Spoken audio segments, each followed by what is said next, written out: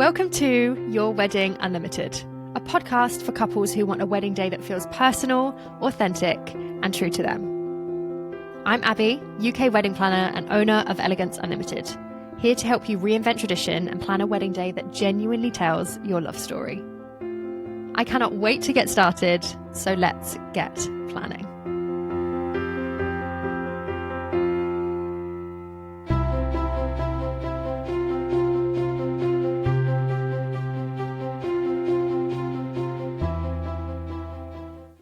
Hello, and welcome back to another episode of the Your Wedding Unlimited podcast. My name is Abby, your friendly neighborhood wedding planner, coordinator, and stylist, here to bring you all of the wedding tips, all of the wedding advice, and to help you have a fun, calm, enjoyable wedding planning process. Because all too often, I feel like people are getting overwhelmed and stressed and upset, and that is not what we want around here. So welcome. I am here to provide you with some wedding advice, some wedding inspo, and some wedding companionship, if you will.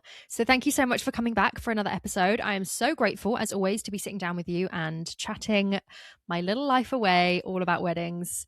Today's episode is an exciting one. I say exciting because I like talking about stuff like this. You might not find it exciting, but I think you will find it helpful.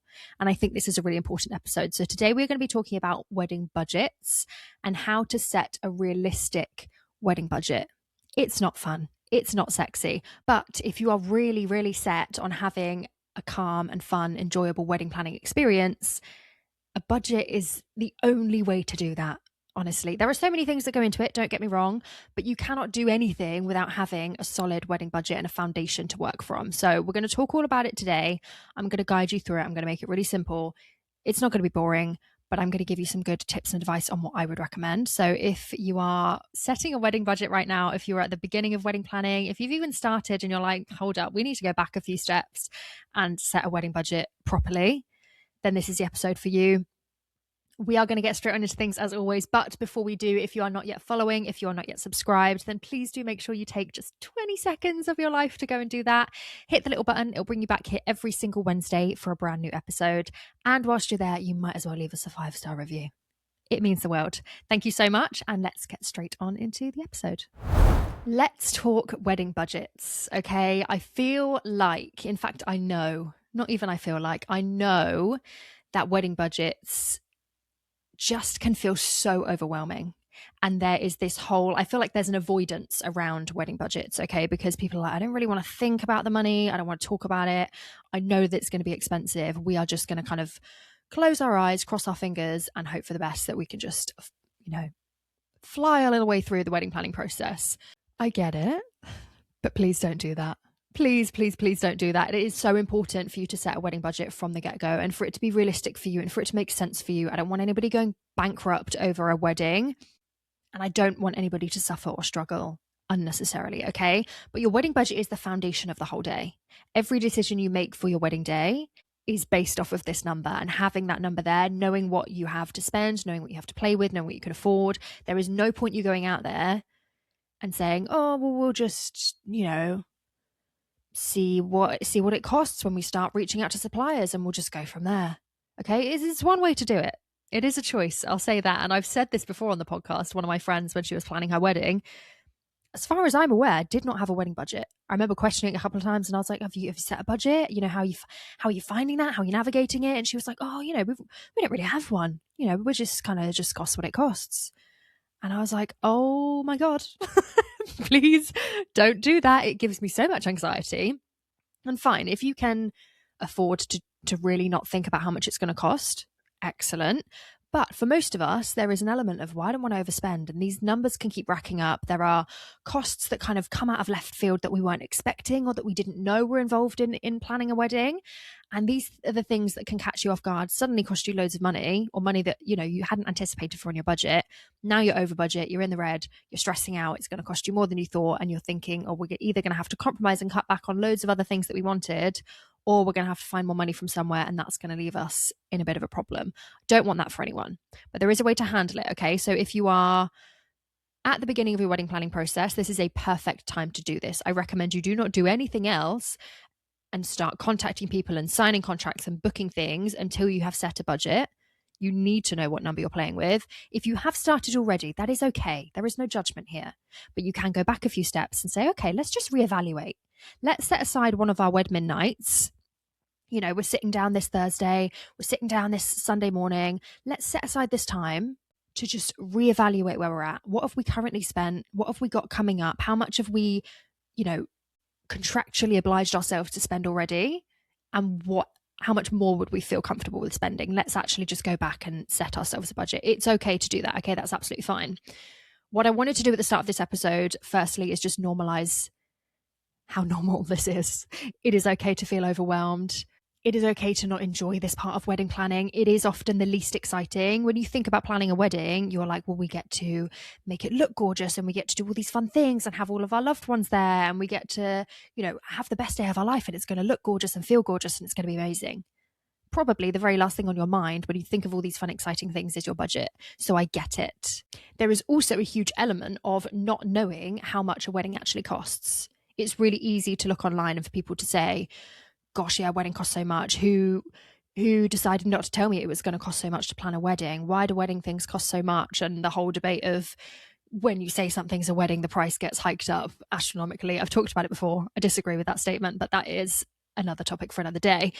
You're not going to know how much a wedding costs until you are doing that process, until you're working through that process and, you know, starting to figure out the numbers and get quotes in and think, okay, so flowers tend to cost this much. That's more than I would have thought. Or, you know, if you've not planned a wedding before, most people haven't, you're not going to know how much it costs. So it's completely normal to feel that way and not understand exactly how much things are going to cost. I will reassure you by saying there is so much information out there, varying information.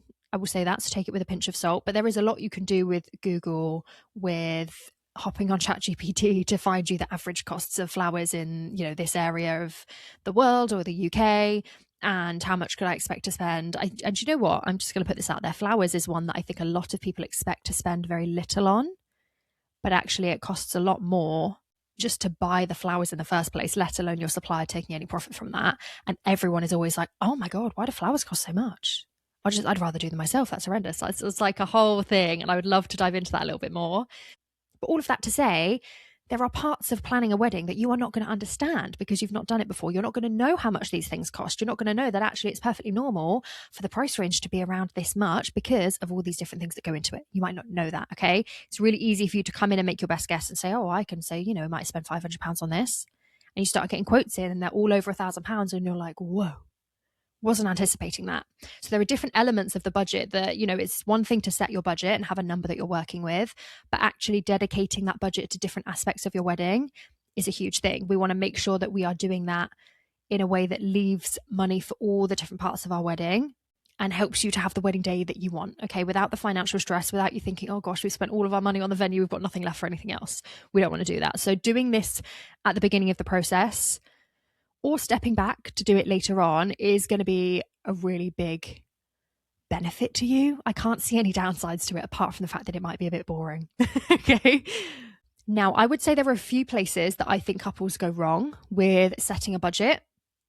One of those being that they are setting themselves an unrealistic number from the get-go, or working with rough numbers and not really having anything set in stone. Okay. And this isn't, again, this is no judgment. I can completely understand why. It's really easy to be like, oh, well, it'll probably cost us around this much. We have around this much in savings. So, you know, we'll just work around that and that's fine. But when I talk about budget and tracking your budget, I mean tracking your budget. So, you know, if you're working with me, I expect us to be tracking every single payment, when that's going out, all of the things, every expense is tracked. Have you popped to the shops and bought yourself some envelopes and some stamps to send out your save the dates and invitations with? That comes out of the budget, okay? Just because it's not a supplier per se, it's still part of you paying for your wedding. It comes out of the budget, even if it's £10 here, £15 there. Just because it's not the big numbers that we're working with when you're booking your venue and your catering and your DJ and your celebrant and all these things that are costing hundreds of pounds, every little expense needs to go in. And those things can add up, by the way. So you need to be tracking everything. And I want you to be realistic with this number from the beginning. So you should be sitting down and saying, okay, firstly, what do we want to spend? If I sat you down, don't think about it, just say a number. How much do you want to spend on your wedding? And you might say £40,000. Okay, great. Nice number. Can plan a good wedding with that? Fantastic. Now, when we actually think about that again, not how much do you want to spend, how much can you afford to spend realistically? Is that number different? When we sit down and we say, okay, well, we've got £20,000 saved up for it already, and we can afford to save £300 a month each, fine. But we want to get married in a year. Are we going to be able to save an extra £20,000 to hit our £40,000 target? Maybe, maybe not. Okay. Also, adding into the fact that sometimes life happens and maybe your boiler breaks down or your car breaks and you need to have money for those things. Sometimes other things are going to come into play. So I don't want you to be using every single penny you've got and not leaving yourself any life emergency funds to work with. Okay. We're not just pouring every single penny that we have into our wedding, as much as we might be tempted to because of all the inspiration and the options that we see out there, and we think, oh, I want to do that. Oh, I want to do that. Oh, it's okay. We'll just find the money so we can do that as well because that sounds so fun and it sounds amazing. And this isn't me trying to like put a dampener on the situation. I want you to enjoy your wedding. I want you to have amazing things there. I want it to look gorgeous, but sometimes, and most of the time, that has to be done in a controlled way where we're actually thinking about the things we're investing in. We're planning ahead. We're not just throwing money at things and then later on going, oh, we really should have done that because now we can't afford to do this, or we really can't afford it. We shouldn't have signed a contract. Now it's too late. I don't want you to be doing any of those things. This is real money that you are playing with. It's not Monopoly money. It's real money. And I think sometimes because it's so exciting, because it's just the whole game of planning a wedding and you've not done it before, you're not going to do it again. It's so exciting. Oh my gosh, it's just amazing. Sometimes you can forget that, oh no, we've actually got to pay for this. This is real money coming out of our bank accounts. It's like, we've got to find it from somewhere. Now, I imagine you have some kind of idea on what type of wedding you want, whether you want it in a barn, whether you want it in a gorgeous house in the countryside, whether you are looking for something in the city, whether you want to do something at home. You are going to have a rough idea of the kind of wedding you want, and you might have a rough idea of how many people you want there. Or maybe you've just jotted down all the people you could think of that you could possibly invite and you've got a number. Rough numbers at this point are really, really going to help you. You should know what kind of wedding you want. Do you want like an all-inclusive venue wedding package where you go to the venue, you get everything that comes with it, the furniture, the glassware, the plates, the staff, the catering, the bar, everything's in-house and you've paid more for a venue that's got all of these things included? Or are you looking for a venue that's literally just an empty blank space for you to work from and you're bringing in your furniture, the plates, the glassware, the staff, the bar, all of those things? That venue is going to cost you less initially to have that blank space, and then you're going to pull in more money from other places later on to fill it up with all the other things. Whereas for the all-inclusive venue, you'll be paying more upfront for that venue, but you won't have to worry about paying for other things later down the line. And it's different benefits for different things. Maybe you want things to look a certain way, so you'd go for the DIY venue. Maybe you aren't fussed about all those other things. You think we'll just invest more into our venue and we've got less things to think about. We can focus on the other things. You might have a rough idea of what kind of wedding you want, and that's going to help you, okay? Because when you've got your rough budget, or when you're thinking about how much you might want to spend on things, you're going to know, okay, well, we're going to have to pay for this, this, and this. Or we've looked already into some rough costs for the kind of venues we like, and it might cost us this. So if we know we're going to be putting most of our budget into our venue, we're already going to need this amount of money. Okay, these are the kind of questions I want you to be thinking about. Spend some time on your Wedman nights, talk to each other, do this together. This is a really important thing to do together. This isn't kind of just some chilled out research that one of you should do. Like, you should be doing your budget together because it affects both of you and likely you're both paying for it. Remembering as well that your guest count is going to have a huge impact on budget and costs. So if you're looking to bring your costs down or you're needing to work with a smaller budget, your guest list is going to be the quickest, easiest way to do that from the get-go. I would be looking at that first. It doesn't sound like a lot when you say, oh, well, we're just going to reduce our guest list by 10 people. If it costs you £100 per person to feed those people, just food, just for a meal, that's £1,000. If you decide, actually, we're not going to have 60 people at our wedding, we're going to go for something small and intimate, we're going to have 30 people there. Again, £100 a head, down from 60 to 30 people is a lot of money. Okay, so that can instantly, if you're thinking, oh, well, we're actually, our budget's going to be much lower than we thought it was going to be. Now that we're looking at the numbers, how on earth are we going to do this? Having a smaller wedding and something more intimate is going to be able to cut that cost down for you. And that's a really good way to do that. So that's just something else to bear in mind as you're thinking these things. If you're thinking, oh gosh, we don't really want to have to cut back on, the DJ that we want, or the outfits we want to wear, or, the entertainment we were going to have, How do we find the money to pay for everything? Cutting down your guest list can be a really good way to do that. But again, you should know these rough numbers. When you are doing your wedding planning research, when you're thinking about things, you need to do your Wedmin date nights. I've talked about it a lot. It's one of my favorite things to do. Set yourself a date night at the beginning of the process. Talk through your ideas. What do we think we might want? What kind of venue might we want? What time of year might we want? What are things we absolutely have to have? What are the things we're not fussed about? What are our non-negotiables? All of these things you should be talking about, and your budget should come into play with that as well. And when it comes to being realistic with your budget, there is a reason I say to start off with that, want number. How much do we want to spend? If it's £50,000, fine. But then we're starting to dig into that a little bit deeper. Why are we saying £50,000? Is it because it just feels like that's how much you should spend on a wedding? Is it because I've looked up, how much weddings might cost in the UK and it said £30,000, £50,000? And we've just gone, okay, sure, that's how much it should cost. Dive into that a little bit more. Is it because we feel like that's how much we should spend? Is it because that's how much our friends have spent when we've been talking to them about their weddings? It's not a competition. I'm going to put that out there straight away. Your wedding is its own thing. It's your day. No one needs to know how much you spent on it. But also that shouldn't be determining how much you should spend because you're trying to keep up with other people, because you're trying to kind of win the race. There's nothing to win. There's not a race. It's not a competition. So we want to make sure that it's a realistic number for us. If you're saying £50,000, why? Is it because we've done research and our venue alone costs £30,000? So we're going to need some other money to spend on other things? Fine. You need to just be asking yourself the questions and making sure that you're not just throwing numbers out of thin air and going, yeah, that's what we'll spend. Check what you've currently got saved. How far away are we from the dream number? Is it realistic for us to save that much? Do we actually want to spend that much? Or are we just saying that because we think that's what we should spend? I want to remind you that people plan weddings for £10,000, less than £10,000. It's a very different type of wedding than if you're planning one for £60,000, £70,000, of course, but it's still a wedding and it's still beautiful and it's still gorgeous. So it does not mean that there is one number fits all for planning a wedding. I see people with every kind of budget coming my way, and all of them are fine. One thing I like to highlight when it comes to budgets, because I think it's really important, is whether anyone is contributing to your wedding budget in any way. So do you have parents or grandparents that are offering to pay for your wedding completely or contribute to your wedding? That is something that should be factored in. So how much are we going to contribute of our money? How much is being contributed outside of that from family?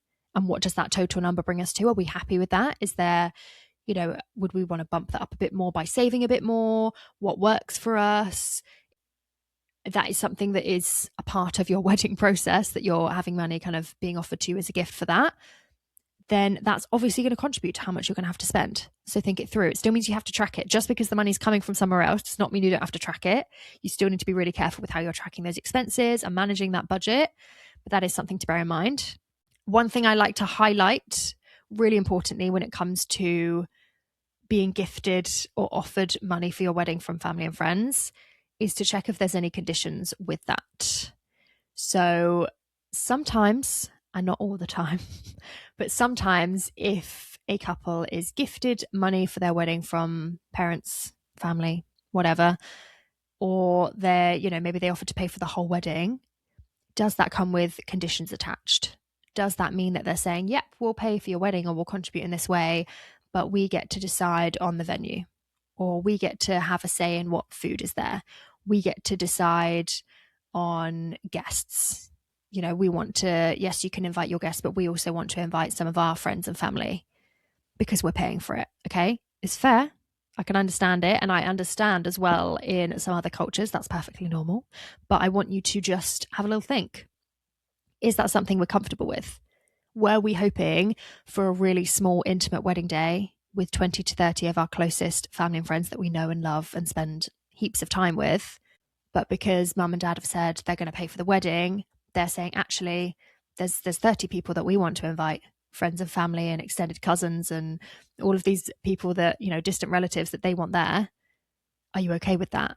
And if taking that money is a condition and expectation of that, are you happy to still take that money? Or would you rather turn it down and say, actually, we'll pay something that, we'll set our own budget and we'll figure out our own expenses in that way if it means that we get to have the day that we want? that might be a deal breaker for some people. Sometimes it is. And I've heard stories of people saying, you know, I can't say anything, but this is really bothering me because my mum's inviting all these people, or my mum's saying that, you know, she's offered to pay for my wedding dress. Sometimes it's just a case of someone saying, you know, my mum said she's going to pay for the food, or my mum said that she's going to pay for my wedding dress, or my dad said that he's going to pay for the band. But that means that they're contributing to that. Maybe you're going to the wedding dress fitting and your mum's saying, no, I'm not paying for that dress, even though it's your dream dress and you feel really good in it and you love it. And she's saying, no, I prefer the other one. I'll pay for that one, but I won't pay for this one.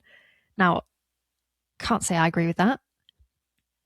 And I really hope for anyone's sake listening that doesn't happen to you. But I know there are some people out there that they might put the conditions on that because they think I'm paying for it. So I want to pay for something that I like.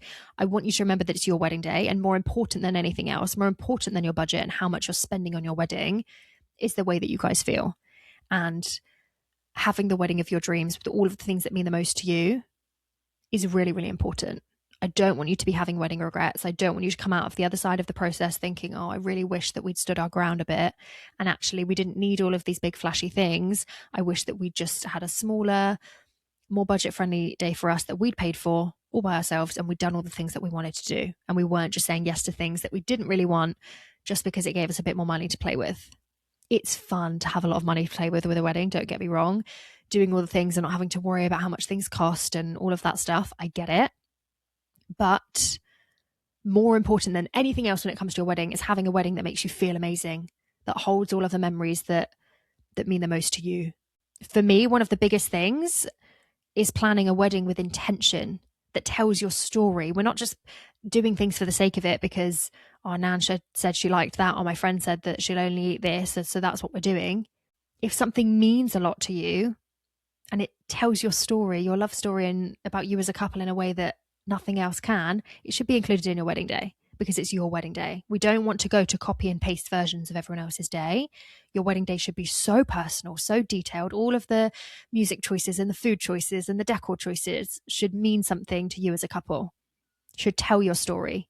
I saw something recently, and this is a little side note. I saw something going around on Instagram or TikTok, and it was a video or a little carousel that someone had said about, you know, my mum said this to me after my wedding and it changed everything. Like, it changed the whole way that I looked at my wedding day. And this mother had said to her son and her new son-in-law at the end of the wedding day, I feel like I know you both better now. And I mean, the love on this post was just amazing. Everyone was loving it. But like, what an amazing thing to hear back from someone after your wedding day. For a guest to come to your wedding, family, friend, or otherwise, to come to your wedding day and leave that day feeling like they know you better because of the decisions you made for your wedding day, because of the things that were involved, because of the styling choices you made, the music choices, the speeches that were made, all of the details on the day that told your story. For someone to leave feeling like they know you better is such a blessing. And that should be the focus. For me, above budget, above anything else, that should be the focus of the day. Telling your story and making a day that is meaningful for you. So yes, your budget is important, and I will preach that from the rooftops. You need to have a budget. You need to be tracking that budget. You need to know exactly what you have to spend and what you have to play with.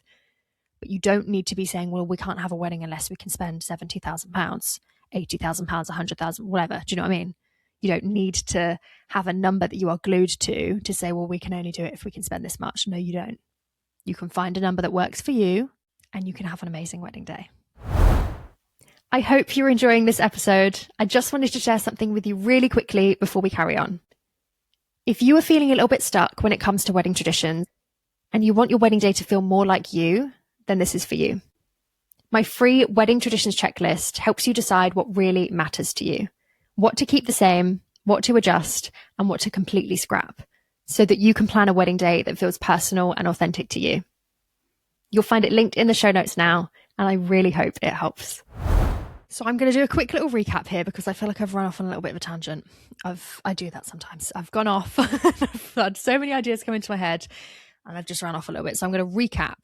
Setting a realistic budget should start as soon as possible in the wedding planning process. I want you to sit down, and both you and your partner, what do we want to spend on our wedding? You might have different numbers. That's okay. One of you might be saying £40,000. The other one might be saying £35,000. Fine. What do you want to spend? And then you're going to break that down Is that realistic? Can we afford to spend that? Why do we want to spend that much on our wedding? How much do we have saved right now? Is it close to any of those numbers that we've just thrown out in the air? How far away do we want to get married? 1 year, 2 years, 3 years? How much can we afford to save each month? How long would it take us to reach that goal? And it's going to get you thinking. These things are going to naturally fall into place. If you've said, I want to spend £50,000 on a wedding, and your partner's gone, yeah, that sounds fair. Let's break it down. How much have we got saved already?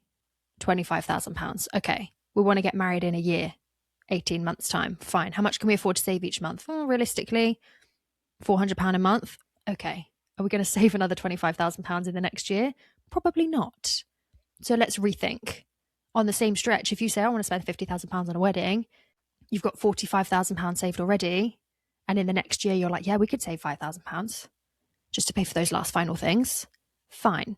I want you to be thinking this process through logically and strategically. Again, it's not fun, it's not sexy, it's not exciting unless you love the numbers, okay? I like budgets, but I'm not a numbers gal. I don't enjoy it. But for me, there's something really satisfying about knowing that that part is done, that it's handled, and that I can fully relax and enjoy the process. Nothing's going to surprise me. Nothing's going to come up and I'm going to think, oh gosh, I really just don't even want to look at my bank account. I don't want to look at the wedding budget and see how much we don't have left. I don't want to think about that. I don't want you to be feeling any of that. So we're going to work through this process slowly, okay? And once you have this number that's realistic, that feels good for you, that doesn't make you want to vomit when you say it out loud, then you can move on to dedicating that money, okay? This is one thing that I recommend everybody does before you start spending it. Just start dedicating that money to different areas. For example, if you have £50,000, you might be saying, okay, we are looking at venues. Maybe you've done a really quick Google search. We're looking at venues that are around £20,000 each, around that ballpark. So let's say we estimate we might spend £20,000 on our venue. Let's say that we would be happy to spend £3,000 on a band. We would be happy to spend £2,000 all in on both of our outfits for the day. Our wedding party, bridesmaids, groomsmen, happy to spend £2,000 on all of that stuff together as well. Hair, makeup, outfit, suits, all of that jazz. That's what we're going to spend. Fine. You kind of just start playing around with that money, and that's where it can then feel like a bit of a game. This is when it can be more fun because you're like, oh, we could spend this much on this, and we could spend this much on this, and this much on this. I want you to have a dedicated space that you are tracking your budget, whether it's a spreadsheet, whether it's an app, whether you are writing it down, old school, whatever it might be. You need to be tracking these things. And on that spreadsheet, you might have a column that says estimated spend. Okay. Estimated spend for our venue, £20,000. When you start reaching out for quotes, when you finally choose a venue, you can say, okay, well, actually, it was £22,000. Fine. You'll put that in the column next to it and you'll be able to see, well, there's a £2,000 difference there. We've gone over our estimated budget by £2,000. So that means we're going to have to find £2,000 to reduce from somewhere else. Okay. It is so important that you adjust as you go along and you check in with these things. On the other stretch, maybe you go, okay, well, actually our venue only cost £18,000. So now we've under budget, estimated budget by £2,000. Where do we want to spend that money? Is there something else that we thought if we have some extra money, we'd love to get a live illustrator in. We'd love to get some entertainment in. We'd love to get that magician.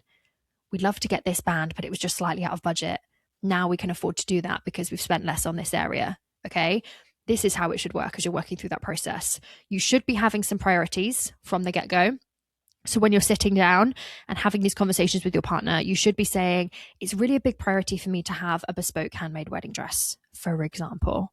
And your partner might say, okay, great. Well, for me, it's really important to have the live music. I don't want a DJ. I don't want a Spotify playlist. I really want to have a live band. Okay, great. Those are your two priorities for the wedding day that you might be choosing to invest more in, or you might be prioritizing when it comes to, we want to get these sorted first so that we know we can afford them. We're not having to scrimp and save and compromise on what we want for those. Let's get those sorted first, and then we can readjust the budget and see what we can spend on different areas. It is so important that you do this. So important. And if you do it the right way and if you manage it, you don't end up with this stress that builds and this anxiety that builds around your wedding and its budget. You're actually on top of it and you think, I feel really good about this. I feel in control. And as a result, I feel confident. And I feel calm about the process. The 3 C's. I talk about the 3 C's a lot. The 3 C's of wedding planning: confidence, calm, and control. If you are missing any one of these 3 things, things start to fall apart. Okay. If you feel out of control with your wedding planning, you cannot feel confident about it anymore. You cannot feel calm. Okay. So we need to find a way to feel in control again of that wedding planning process, in control of our budget, in control of all of these things. If you are not feeling confident about your wedding and the choices you're making or the way the process is going, you no longer can feel calm or in control. One thing goes, everything else falls apart. The 3 C's. And I want you to remember this, and I want you to keep coming back to this. If you're feeling off about something in your wedding planning and you're like, something doesn't feel right, why is that? Question. Am I feeling out of control? I'm not feeling calm. Why not? I'm not feeling confident about these choices. Why not? It's so simple, but when you bring it back to these kind of bare bones, you can just start to implement one thing and everything else can just kind of fall back into place. And this is a really important thing with your budget, because I think if you're not feeling good about the money you're wanting to spend, if you set yourself a number that you're actually not happy with and you're like, yeah, we can afford it, but I just don't really want to spend that much on our wedding, well, then you shouldn't be spending that much on your wedding, just because you could afford to spend it as well. Sometimes it's not a case of, oh, we really can't afford, we've overstretched, we can't afford to spend that much. We should have bring it back down to a more realistic number for us. Sometimes it's a case of, yeah, we can afford it, the money's there, but we don't want to spend that much on it. I don't think that's the kind of wedding we want to have. It just feels really, like, silly for us to spend that much on a wedding. Some people have that view about it, and that's fine. Then maybe you should be bringing it down. I don't want anyone to be not feeling good about their budget, okay? So question things, and it's okay if, you say we're going to spend this much, and then in a few weeks' time you reassess and you think, yeah, not for us. Or you reassess and you think, actually, we are going to need to put some more into it, and that's fine. There will be parts of wedding planning where you will need to compromise or DIY or spend less. That goes for every single wedding. There is not a single wedding that I support with planning where there's not an element of it that they're like, yeah, we're not too fussed about that. We'll just, we don't need to spend loads on our outfits. We're going to go for something low key. Or we're not too fussed about, a cake, so we're just going to go for something really cheap, or we're going to scrap it completely. Or the music isn't a real priority for us. Like, we'd love to go all in with like the guest experience instead. And we know that we can create a really good vibe with just a Spotify playlist. Like, that's our vibe. So, we're going to save costs on the music, and that's what we're going to do instead. It's your wedding day. There's no right or wrong when you're going through this, but you just need to make sure that you're on top of it so that things don't spiral out of control. When you have this clarity, it just makes the whole rest of the process feel really good. And that is what I want for you. I want you to feel good. Okay? I don't want you to be having sleepless nights over your budget and the way things are going to go. I just want it to be a really fun experience for you. And budgets and fun don't normally go together, but I do think that it's possible. Another reminder as well that you might be estimating for a little while. You might be like, we've kind of said that this is our number, but for the first few weeks of wedding planning, whilst you're researching and you start asking people for quotes and costs, you're going to be guessing until you get those final numbers in a quote from a supplier. It's guesswork, right? It's estimating, and that's fine. Some things you can do to give yourself that best estimate or to give yourself a bit more confidence about your estimates is to do some research. Google average UK wedding costs for a florist in Dorset, average UK wedding costs for a DJ in London. Make your best educated guess. You could, if you wanted to do things quickly, ChatGPT is a good one for that. Find me the average costs of, florists in the UK. And you might want to be starting to get more specific as well if you know this. Find me average costs for a heavy metal band in the UK to book for a wedding. Find me average costs for a bespoke handmade gown by this particular designer. If you know this information, start asking the questions and finding out the costs for that. If there's a dress you have your eye on, look on the website. What do they cost? Have they got the prices on there? Again, this is another thing. Not all the suppliers and not all of the places are going to have costs there for you to see from the get-go. It's really, really annoying and it's really inconvenient, but make your best guess. Do the best you can with the information you have, and it will be guesswork for a little bit. That's okay. These things are going to solidify as we go through the process. And once you start getting the quotes in, you'll adjust your budget, you'll adjust your estimates, you might change things a little bit. And that's going to help you to feel more good when you go into the next one. And then you'll move on to the next one and the next supplier and the next supplier. And you'll start to just form this little thing on your spreadsheet and in your brain. And everything's just going to start to fall into place and it's going to feel really good. This next piece of advice, I really, really want you to listen to. And that is because we are talking about the emergency fund. You need an emergency fund. If you ask me and you work with me It is a non-negotiable. The emergency fund is there to protect you, to protect your peace, to save you from that last minute panic when something comes up that you think, oh gosh, we haven't paid for that yet. We forgot to put it into the spreadsheet and we didn't account for it. Oh gosh, I didn't realize we'd have to pay for this and we haven't budgeted for it. Where's that money coming from?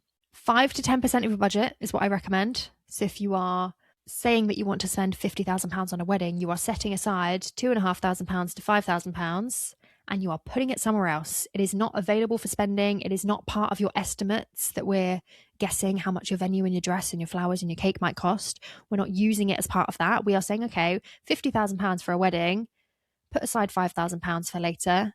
And we're playing in quotation marks there, we're playing with £45,000. That's what we're guessing. Okay, we'll put this much into our venue, this much into our flowers, this much into our catering, this much into our cake, this much into transport, yada, yada, yada, all that stuff, okay? That £5,000 is not available for spending. It is an emergency fund. And if you are adamant that no, we wanted to spend £50,000 on our wedding, then you need to say that your budget is £55,000 so that you can put £5,000 in an emergency fund.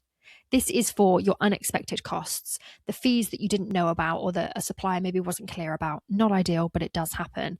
Last minute changes, last minute add-ons. Maybe there's a few extra guests that you wanted to bring last minute, and that's going to cost you extra money for the head count, extra plates, extra furniture, extra food, extra drinks, extra favors, all of those things. An extra guest costs a lot more money. Maybe there is something that last minute you have to change, last minute alterations that you weren't expecting, something breaks or something falls through and you need to replace it. Maybe there is something that you were like, we really, really want this, but it's not in the budget right now. Let's see where we're at the end of the process and see if we've got any left to spare to do for that. Maybe you are 4 months out, your main wedding budget is spent and you're thinking, I really, really want that. I really want this thing. And I've still got time to do it.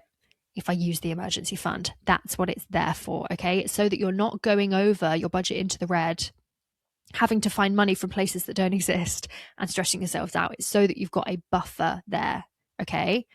Particularly helpful if you have things like your venue with catering or drinks where you've got a minimum spend or an estimated cost and they're saying, once the wedding is over and we know exactly how much you used or how much this cost, then you'll get your final quote and you can pay that then. It gives you that buffer, okay? If you don't end up needing to use it, it's just extra money to save, okay? It's money to use on your honeymoon.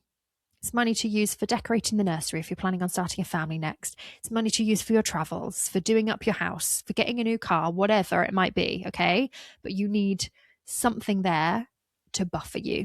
And if you've never planned a wedding before, it's really easy to say, well, I won't need that. Of course it is. But I'm telling you, there is always something. And if there's not, amazing. Then you've got the extra money there. But something might come up and you think, oh, we didn't realize we'd have to pay for that. Or the venue wasn't clear about needing to pay for this, you know? Or we've decided we want this extra thing for the flowers, but it's going to cost us extra and it's not part of our initial floral budget. It can come from the emergency fund. So you're not then having to dig into other parts of your day and compromise on things. It's what the emergency fund is there for. So I recommend that so much. A lot of people don't do it. It stresses me out. So please give yourself an emergency fund. Now, I have mentioned about tracking. I know I'm talking a lot about budgets in this episode and I am going to round things up, but I just want to remind you, when you are tracking, choose something that works for you. If it's a spreadsheet, great. If it's an app, great. If it's a notebook, great. And I want you to track everything. Maybe it's at the end of every single Wedman session. You're like, let's just check in with our budget. Has any other expenses gone out? Is anything coming up? How are we getting on with things? Maybe you're setting some time every week or 2 weeks or a month, you know, depending on where you're at in the planning process, to check in on your spending and how things are going and all of that good stuff. Okay. You need to be tracking things. We need to be adjusting as we go, and that's perfectly normal. But choose something that works for you. Don't choose to use a really big complicated spreadsheet if you're like, it makes me feel sick and I don't want to use that. I can't stand them. I'd rather just write things down. Don't force yourself to use something that's not going to work for you just because you think it's the best way to track things. As long as you're tracking and you know clearly where your money's going and what's coming out and all of that stuff, that's perfect. And just a really quick note to mention here that if you are not budget people, the numbers are stressing you out, it's not something that you are comfortable with managing. If you're working with a wedding planner, a reminder that they will be able to help you with that. They can support you with that. They can keep your spend realistic and under control. They have rough ideas on how much particular suppliers cost. And I say rough ideas because every supplier that I work with is, it costs a different amount. And I always say there is a budget for everyone as well. If you're looking to spend a lot less on a particular area, then we'll find a supplier that works for that budget. So a planner can definitely help you with that. We can flag these potential things early. We can also highlight things that you might be forgetting. Those, I say hidden costs very lightly, because sometimes it's things that you just weren't expecting. It's not necessarily hidden. You just didn't know that it was part of having to plan a wedding. Or particularly, I always say, if you're doing a dry hire venue, so you're just hiring the space. Maybe you've got a field in the middle of nowhere. I've done one of these before, a field in the middle of nowhere, and you're putting a marquee up. It's gorgeous. But I've then sat down with couples before and said, have you thought about bins? And they were like, oh no, well, where's all the rubbish going to go? Have you thought about electricity? Because we're in the middle of a field. We need a generator. Oh gosh, no. And how much power are you going to need, depending on how many other things you've got going on, the lights and all the things, the DJ needs a certain amount of things. These things that you might not have thought about, your planner can help you with. So your planner's role isn't to limit you and to kind of give you these hard rules to live by with your wedding planning. It's to help you spend intentionally and to help you keep within your budget and to help you feel confident. So if you feel like that would be a benefit to you, then maybe having a wedding planner or someone to just guide you through that part of the process could be a huge benefit to you. Now, all of that to say, if you are managing your budget, you are managing your stress. I genuinely believe that. And I understand that wedding planning can be a stressful process. Some people don't enjoy it. Some people are so excited by it at the beginning. And so, what are you doing? That's the dog. I'm so sorry, everyone. Some people are so excited by the process at the beginning, and then it very quickly becomes something that they're really stressed out by, or that is too overwhelming, that they're not enjoying, they're not having a good time. They don't know how to kind of get themselves out of this stressful place, and they think, oh, it actually just doesn't feel worth doing anymore. I'd rather just elope. Okay. And I get that. Eloping is also gorgeous in its own right. But if you want the wedding day, I want you to enjoy that. So if you're managing your budget, it's going to help with so many other parts of the process, and it's just going to help you feel better. Okay. No one wants to be avoiding their bank account and avoiding the budget. Even in regular day-to-day life, if you are spending and you're like, I'm just not going to look at my bank account, I just don't want to know how that's going, it's not a good thing. I don't recommend doing that. Okay. We want to track things and we want to understand exactly what we've got and exactly where it's going. And I truly believe that if you manage your budget, you're just giving yourself one less thing to worry about, one less thing to stress you out, and just a way to enjoy the process a little bit more. Okay. Now, I really hope this was helpful. I feel like I've given some good budget advice in here. I know I've rambled a bit, told some stories. I get it. So I hope this has been helpful, and I hope it helps you to feel a little bit more confident in the wedding planning process. If you have more questions about wedding budgets, if you want me to go over anything else, I'm always more than happy to answer your questions in the DMs or over email, or I'm always more than happy to do more episodes about things that you guys want to know about. So I hope this is helpful. Enjoy planning your wedding budgets and feeling confident about that process. I will be back next Wednesday for another episode. I cannot wait. And until then, happy planning. Bye. Thank you so much for listening to Your Wedding Unlimited. If you want help creating a wedding day that's personal, authentic, and true to you, head over to the show notes now. You'll find my free wedding traditions checklist to help you decide what to keep, what to adjust, or what to completely reinvent. And if you're ready for more hands-on support, you could also inquire about working with me there too. Make sure you're following the podcast to be brought back next Wednesday. Happy planning!